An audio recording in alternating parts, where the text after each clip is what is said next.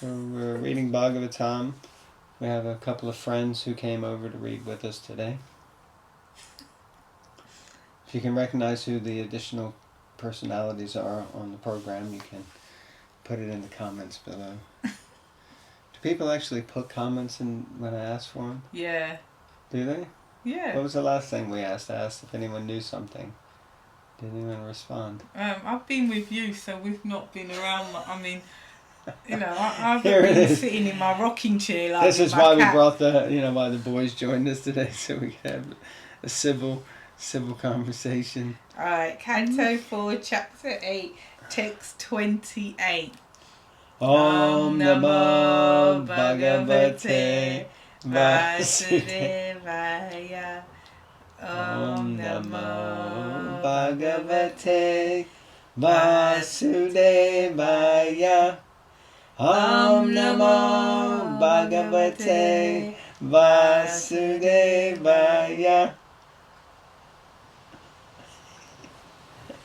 Today I couldn't sing in Mangal Arati because one gentleman was singing.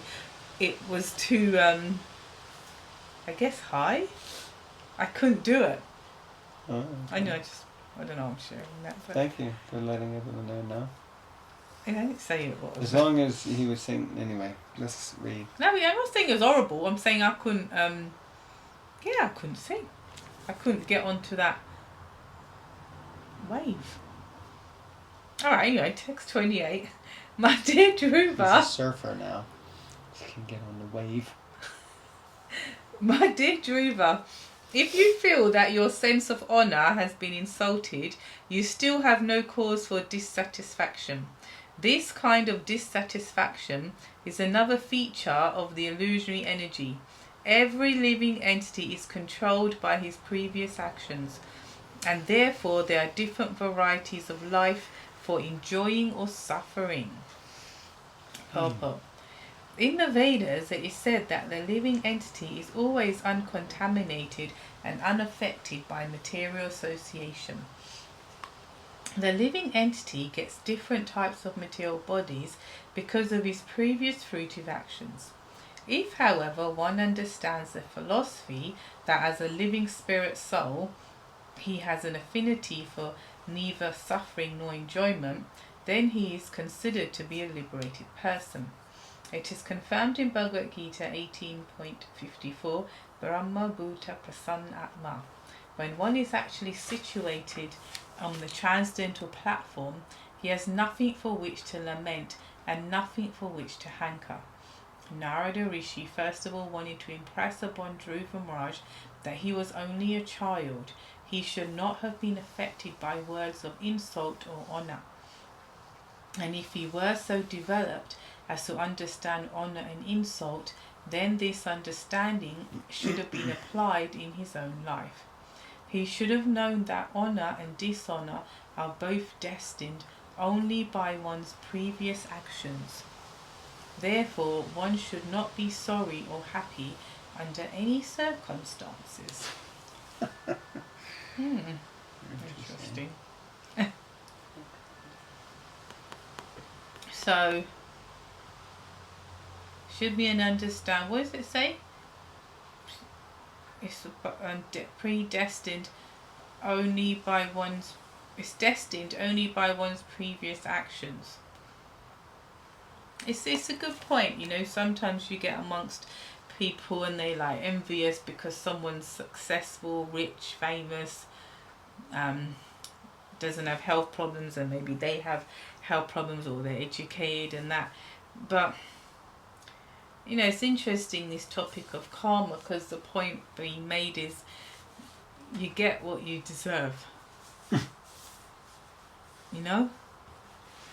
It's like,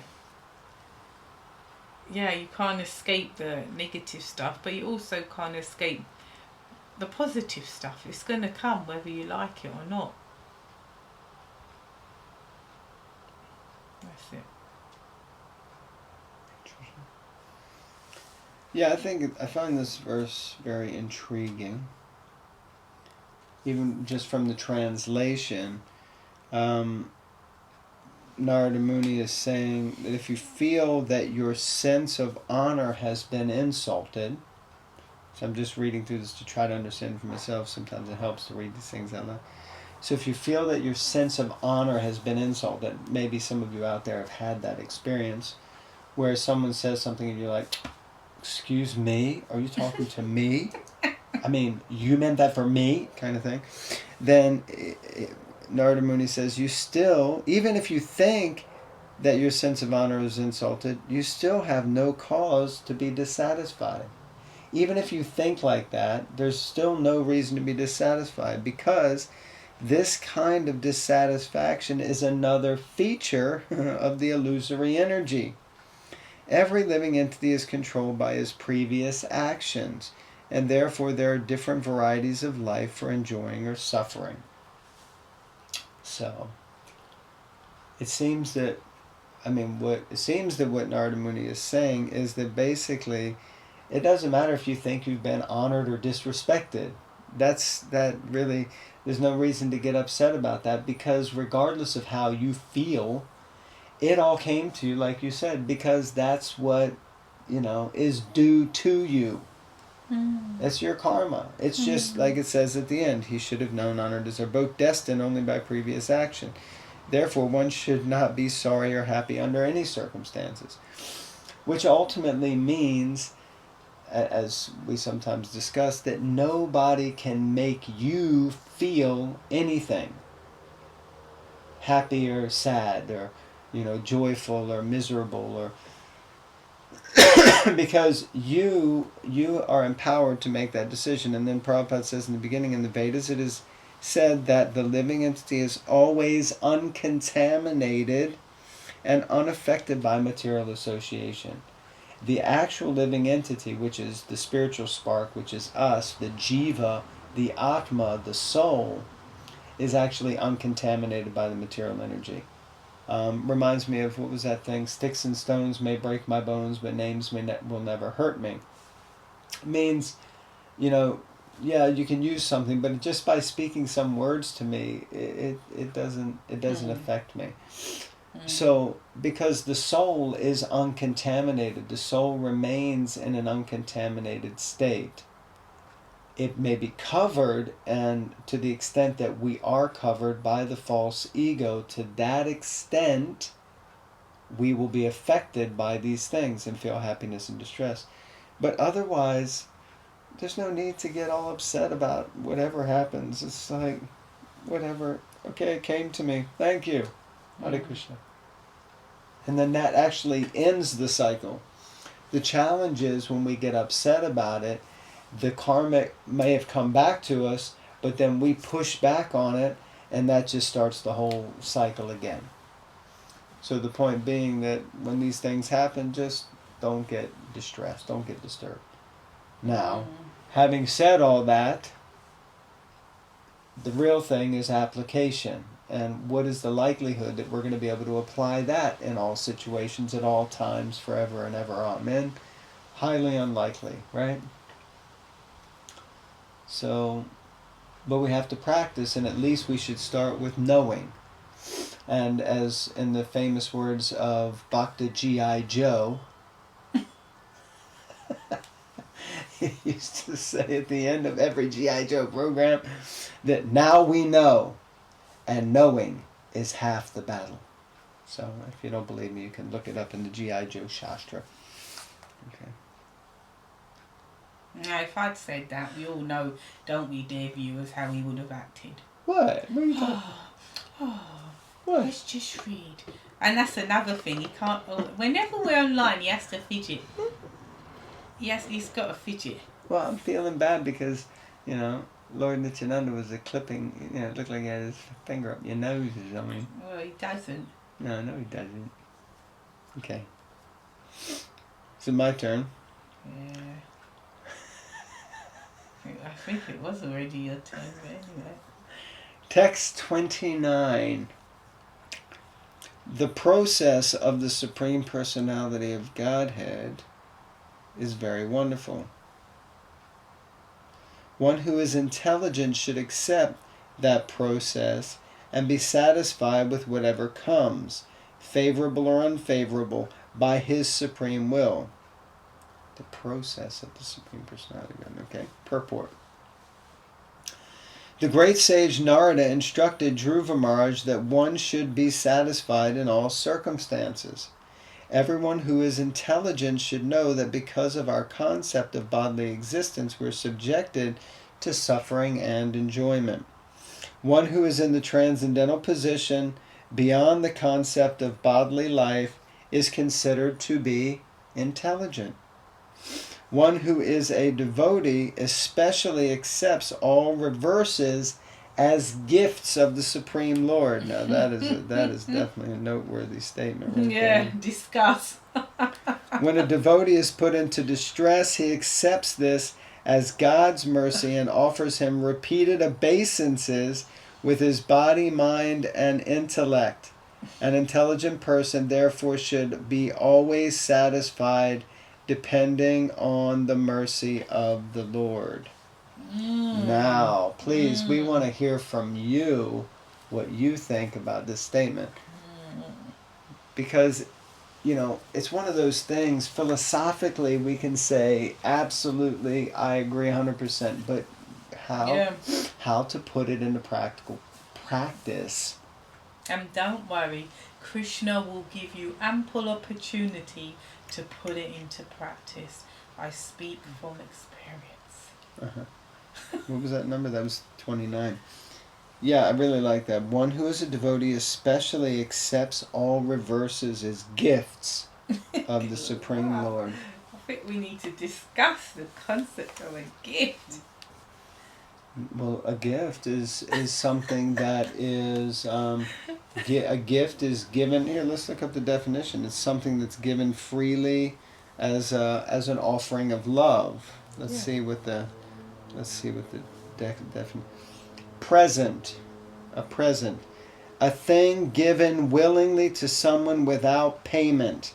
A present. Yeah. So you didn't pay for it. But you might have to. Exactly. So it's a gift from the Supreme Lord. But generally you get gifts from people who love you on special occasions. So we have to see that if Krishna and God is giving us a gift of something that we think is not so good, then we have to understand that it must be for a reason, for a higher purpose. I could tell a story. Should I tell a little story, a little parable? Parable? What are you like, little Christian? No, well actually it's a Buddhist parable. So, there was an elderly wise man in the community. And one gentleman went to him and said, "Oh no, the worst thing has happened. You know, we had our house and the floods came and it wiped our entire house out. Isn't that terrible?" And the wise man said, "Could be." And so, the man went away. He comes back 6-7 months later. He says, "The most amazing thing has happened, oh wise sir.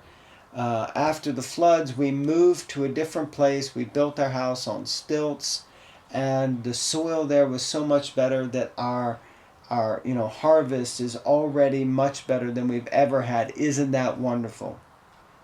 And the wise man said, "Could be." And then he goes away thinking, this guy is the same answer. Comes back a little while later and he says, "Oh no, the most terrible thing has happened. My son was in an accident and he lost his right arm. Isn't that terrible?" And the wise man said, "Could be." And so he comes back again about 6 months later and he says, "I can't believe it. The most amazing thing has happened. There was a war in a distant land and the armies came through and they took all the young men and many of them went off to fight in the war and many of them were killed. But because my son had lost his arm, they didn't take him and he's still with us and he's still alive. Isn't that amazing?" And the wise man said, "Could be." What's the moral of the story? Moral of the story is that we may think something is good or bad, but it may not necessarily be good or bad, because, everybody, it is a gift from the Supreme Personality of Godhead. And we should just see it as such. We don't need to judge it as good or bad. We just say that that's what happened. So the floods came and wiped out my house. Isn't that terrible? No, it's not necessarily terrible. Let's see what happens. It depends on how we deal with it, actually. Correct? Yeah. Because we can make it something terrible by falling into like, oh, my whole world is ruined. You know, we can get into a whole thing, and then it will be terrible. Right? Mm-hmm. Yeah. Just sharing. Alright, thank you. You're welcome. Text 30. Now you have decided to undertake the mystic process of meditation under the instruction of your mother, just to achieve the mercy of the Lord. But in my opinion, such austerities are not possible for any ordinary man. It is very difficult to satisfy the Supreme Personality of Godhead. Purport. The process of Bhakti Yoga is simultaneously very difficult and very easy to perform. Sri Narada Muni, the Supreme Spiritual Master, is testing Dhruva Maharaj to see how determined he is to prosecute devotional service. This is the process of accepting a disciple. The great sage Narada has come to Dhruva under the direction of the Supreme Personality of Godhead just to initiate him. Yet he is testing Dhruva's determination to execute the process. It is a fact, however, that for a sincere person, devotional service is very easy. But for one who is not determined and sincere, this process is very difficult. Nice points. And I agree. If someone's not determined or not sincere, that sounds a bit harsh, but if it's like Prabhupada says, it's a science experiment and you're the guinea pig. And to the degree that you apply the equations or the... What do they have in science? Not equations, that's maths, isn't it? Anyway. Formulas, yeah. Potions. To that degree, the result will come, Mm. So like, for example, if your doctor says, if you're not well, take these tablets 3 times a day, and you say, oh, whatever, and you take one every month or whatever, you may go back and say, I'm not well, you don't know what you're talking about, but you didn't take that according to the instruction. So it's the same. You see it all the time with devotees and people who are trying to apply themselves to the process to the degree that they follow. I just read that. We just read that recently. It was in Prabhupada's book, Civilization and Transcendence. I'm pretty sure it's in there. The process is like, if you'll get the result according to the degree, how much you're applying the process, and people tend to get frustrated or upset or halfway house, as it were, but that isn't on anyone but ourselves, really. And in one sense, material environment or circumstances are quite irrelevant in Krishna consciousness, actually. What are the material environment? Yeah. That's quite a controversial thing to say, actually. But it may not be that you can follow in the same way as your friend who doesn't have any reverses, but you can still follow to the degree that you can. And 100% Krishna will reciprocate with you just as he does with someone who's doing so much more than you, because it's all relative to your situation anyway. If that makes sense. Yeah. I think it was Bhaktisiddhanta Saraswati Thakur who said to Srila Prabhupada when they first met at Altadunga Junction, Prabhupada challenged him that how can we spread the mission of Chaitanya Mahaprabhu all over the world? India is still subjugated by the British. And Bhaktisiddhanta said, there is no material impediment to bhakti. There is no material impediment to Krishna consciousness. there's only simply a lack of Krishna consciousness. Now, think about that one. Yeah, controversial. It can be. It can be. I'm not saying I don't agree with it. I'm saying it can be to some people. But it's interesting, who is it controversial to, you know? What category of persons do they fall into, as it were? Sounds very cryptic. Controversial. And possibly blasphemous. No, it ain't. Why would you say that? You're waking up a sleeping dog that don't need to be woken up. Wake up sleeping dogs. Alright, we're going to go now anyway. The boys are getting too ecstatic. Yeah, in a minute I'm going to turn around and sort you out. Sort me out, okay. Thanks. Alright, thank you very much, everyone. Please read the Bhagavatam. All glories to Srila Prabhupada. All glories to the Srimad Bhagavatam. And don't forget, Bhadra Purnima is coming up next week. We would really like it if anyone wants to sponsor a set of Srimad Bhagavatams. Please do it. Hare Krishna. Hare Krishna.